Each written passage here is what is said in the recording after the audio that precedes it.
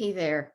Welcome to my new version of the Monday morning motivation destination decluttered wise. I thought this might be a fun way to share some thoughts I have for you to help you on your journey to getting decluttered. Maybe I'm lazy. I don't want to type out things, but I just thought this is more like the conversational type of things that I do while I'm coaching. And in a way, these little weekly messages are a bit like the coaching you would get from me. So anyhow, I had a thought this week that I want to share with you. It's, as some of you know, I think of thoughts as spaghetti. So what I would love for you to do is listen to this spaghetti thought I have and put it on the back burner.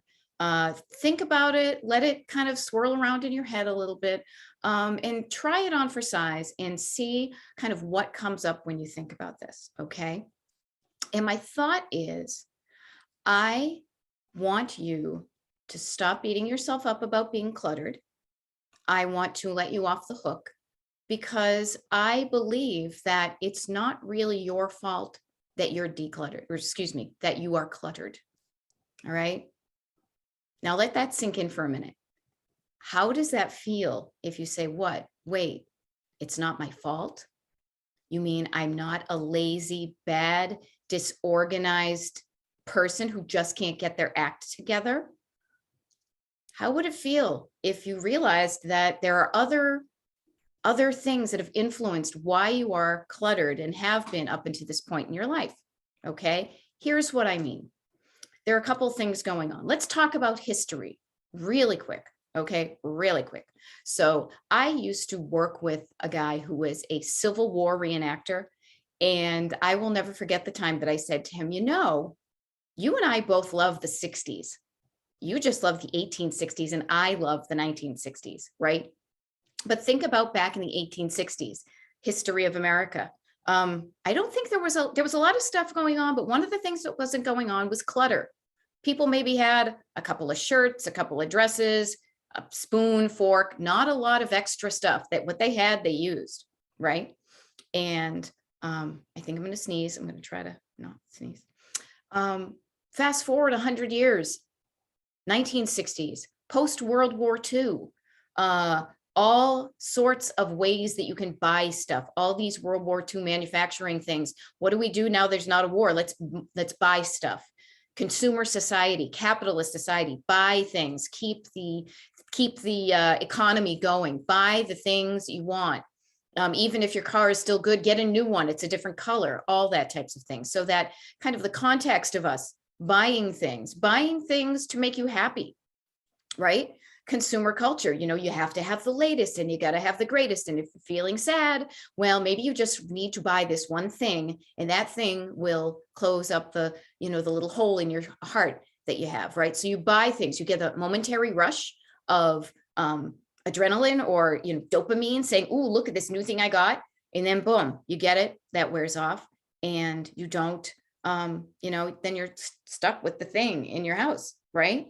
Also just in context of our society, you know, showing off your wealth, showing you made it by, you know, back in the day, having fancy china, fancy dishes, jewelry, or, you know, just stuff, cars, fancy sneakers, and multiples of them. How many pairs of shoes do you have? You know, multiple pairs of shoes in clothes, and that notion of I have made it because I have the ability to get anything I want, right? And that shows that I am successful is the amount of stuff I have. Now that's great, unless it's too much. If it brings you joy, that's great. But if it gets too much, it gets overwhelming. The other thing too is nowadays where we may still be doing that notion of, you know, buying stuff to, you know, to make us feel better. OMG, people, we're in the middle of a pandemic and we have a little feeder bar that if we feel lonely and we are distracted and we don't know what to do, we can go onto the internet and hit a button and get a hit of, I'm going to buy something for myself that makes me feel better. And it's going to be whisked to my house. Could not be easier to continue that cycle of buying things, you know, and that they give you that temporary joy and then they just get stuck in your house. So there's that. The other thing too is maybe this is just the way you were brought up. And I mean this in a couple of ways. So think about it. I had a client once who said, you know what, it's a revelation to me because I never realized I didn't grow up in a cluttered home, right? But A, we never had a lot of stuff, but B, my mother used to clean up all the time. So I never learned kind of that, hey, I should really have good habits and do these things to stay decluttered. So I have these bad habits of thinking it's okay to have my clothes on the floor. And magically, I think somewhere in the child mind that somebody else is going to clean it up, forgetting it's me, right? So maybe we're just never trained to be, clutter free. No big deal. You weren't trained to drive a car, but you learned. Okay. What if you grew up in a cluttered home? What if you learned that clutter is just part of it? And so it was just like, oh yeah, this is just how it is. Things stay on surfaces for weeks on end when you get to it. You can't find things. That's something that is just part of it. Like it's part of, the way you were brought up, that clutter was okay.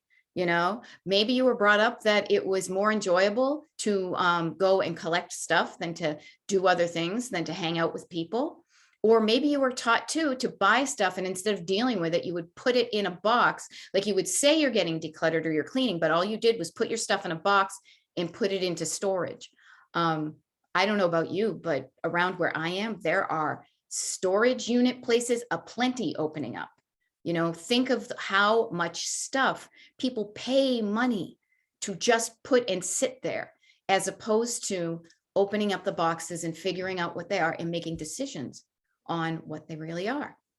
So I say this, not to blame anybody else, but to kind of get you off the hook, but just to start you thinking that, yeah, this is how I got here, right? All these other factors, many of these factors play into how I got cluttered, right?